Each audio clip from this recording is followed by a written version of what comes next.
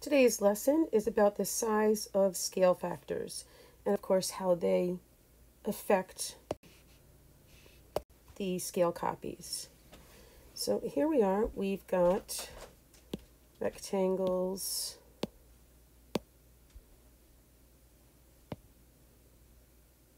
P, Q and R, and S, and they're all scaled copies of each other.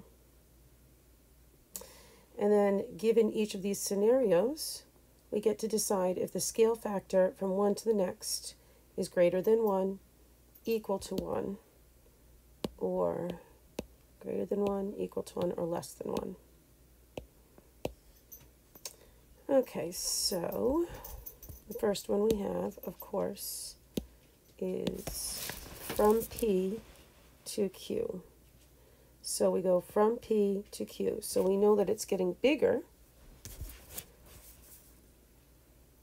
So that means the scale factor, if something gets larger, I'm going to make some notes over here. If it gets larger or bigger, that would mean that the scale factor would have to be greater than 1.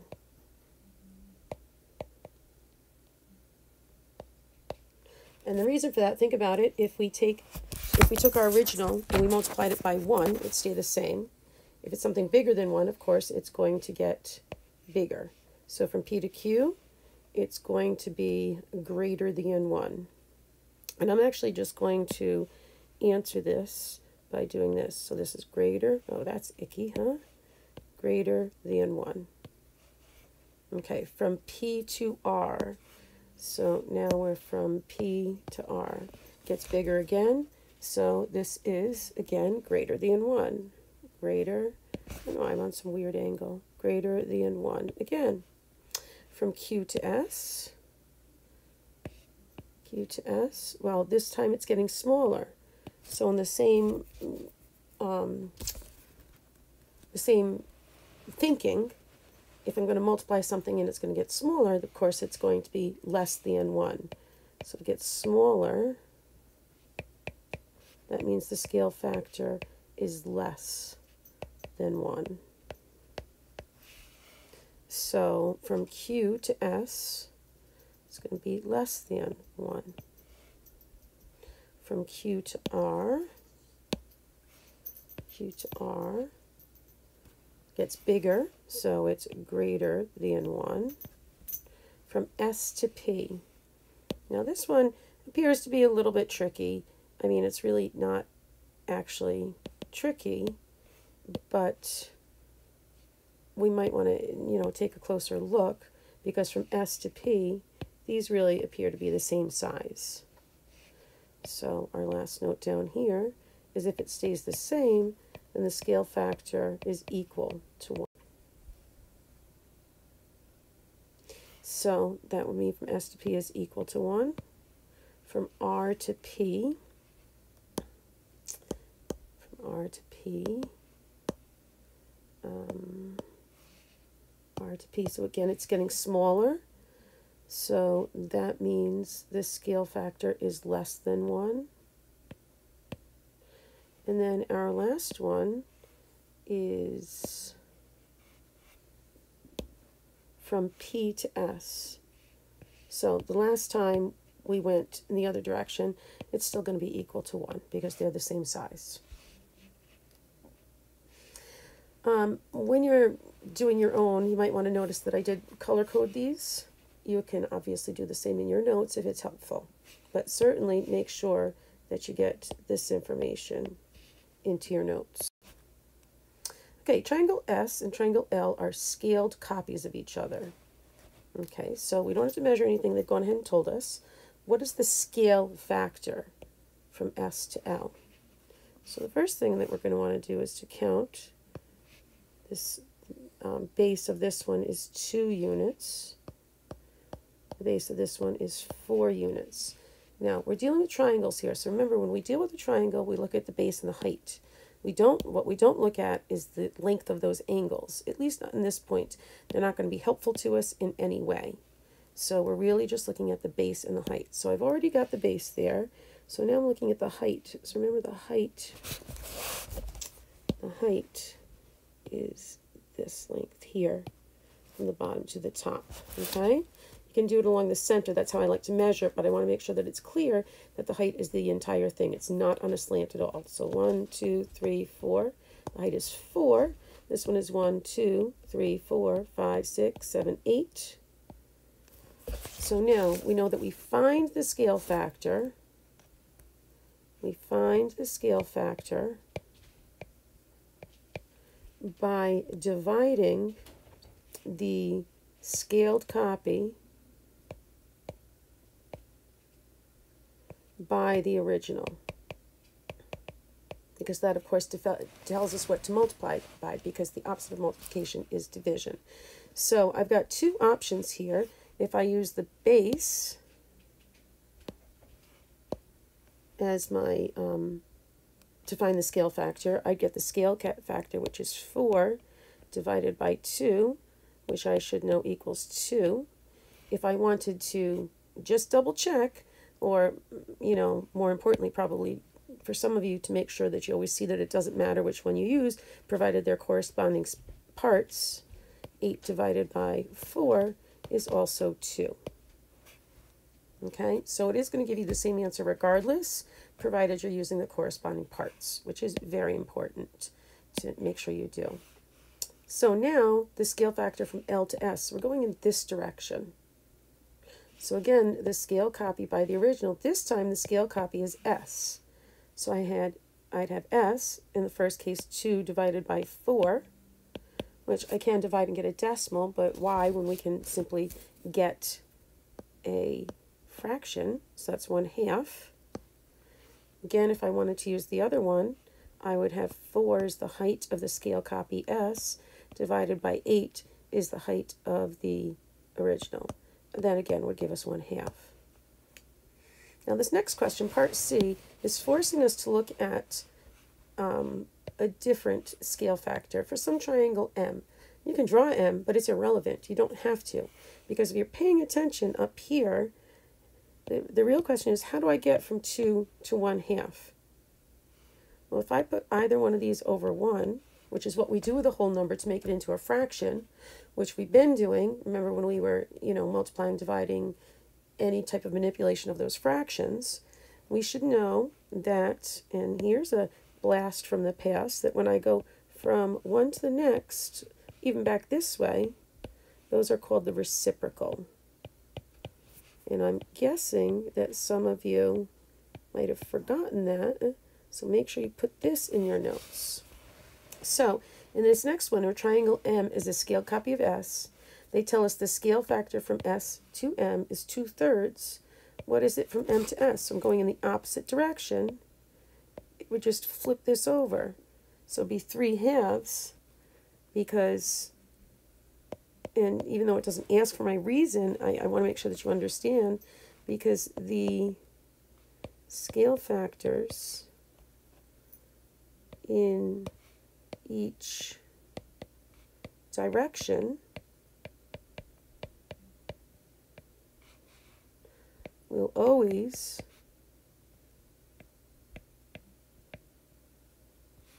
be reciprocals.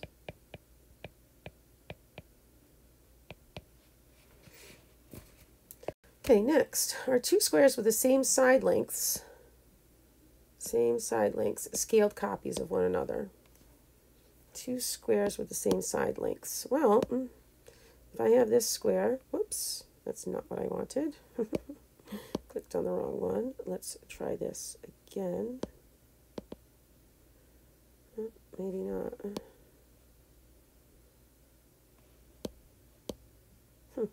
Okay, so if I want to get myself a couple of squares here, I'm just going to sketch them out then, since it's not going to give it to me a different way. Oh, wait. There it is. I knew there was a way to do it. So here's a square. I'll make sure it looks as square-like as it possibly can. So if that's square A, or really it doesn't matter, and I duplicate it, and they're right next to each other, all the side lengths are the same. And the question is, are they scaled copies of each other?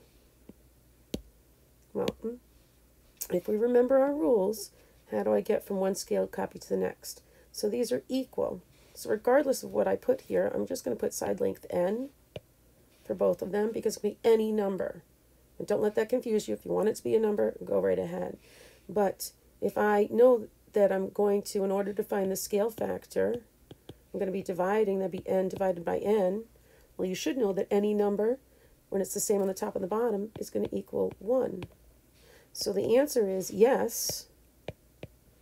And the reason is because there's a scale factor of 1. And I do hope you take the time to write this out in your own words because it is important. And we really probably didn't need to actually show this particular work, but I think it is important that you understand where it comes from.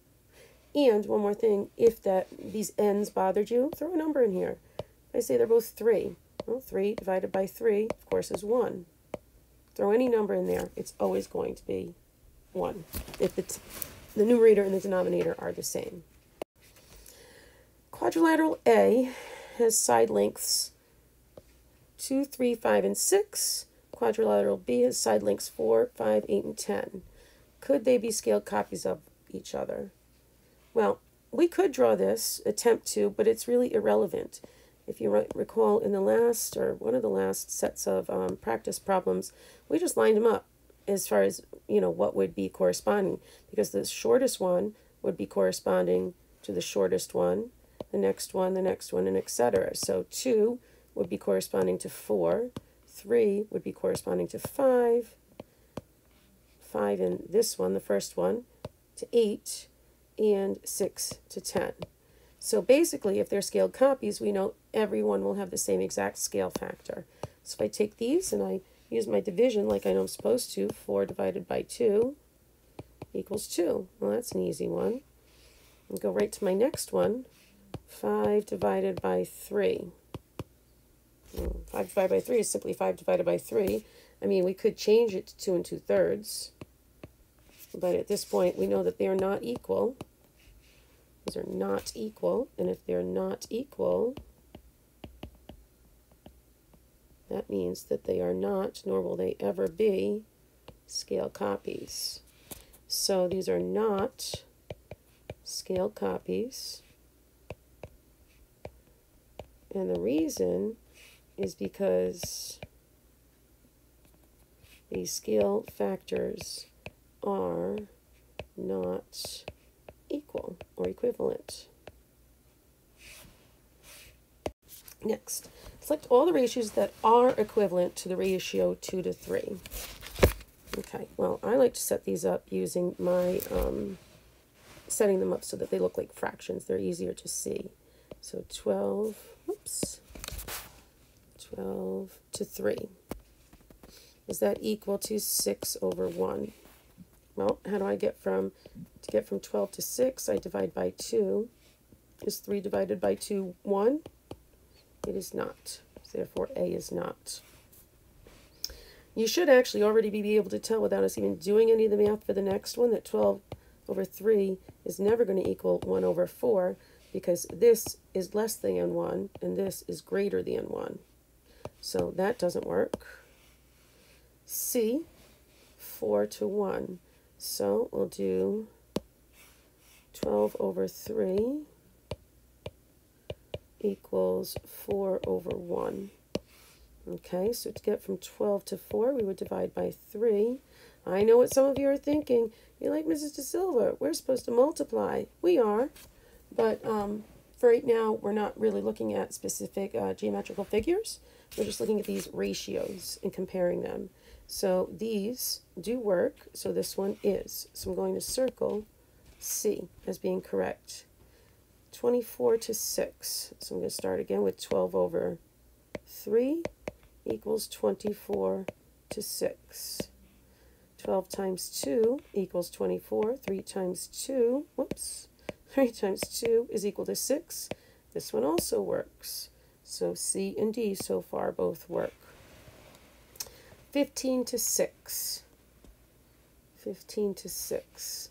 Okay, well, I'm going to do something Um, sorry, just let me move this over.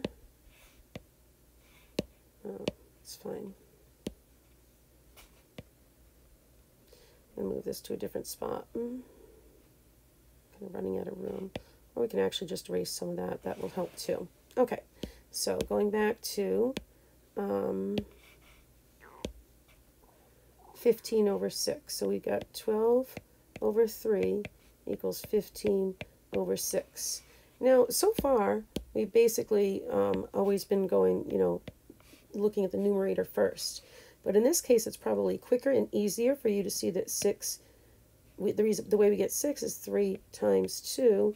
And you probably already know that 12 times 2 is not going to equal 15. You might have already been clever enough to notice that there's a 6 here, so they can't be the same. So that one does not work. 1,200 or 1,200 and 300. So hopefully you're really paying attention to this one, because if I've got 12 over 3 equal to 1,200 over 300, if I simply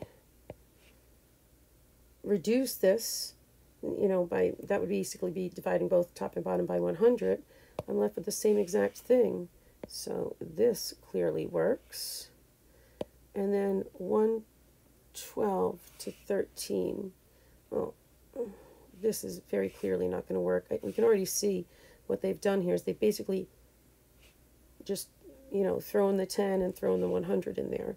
But just to be sure, 12 over 3 equals 112 over 13. So 3 to 13, I'd have to do 13 divided by 3, which is going to be, 3 goes into 13 4 times with 1 left over, 4 1/3. It should already be coming clear if I did 12 times 4 1/3. Well, you should know that 12 times 4 by itself is 48. And something that doesn't matter because 48 is never going to equal 112. So therefore, this last one does not work. So just to be very, very clear, our answers that work are C, D, and F.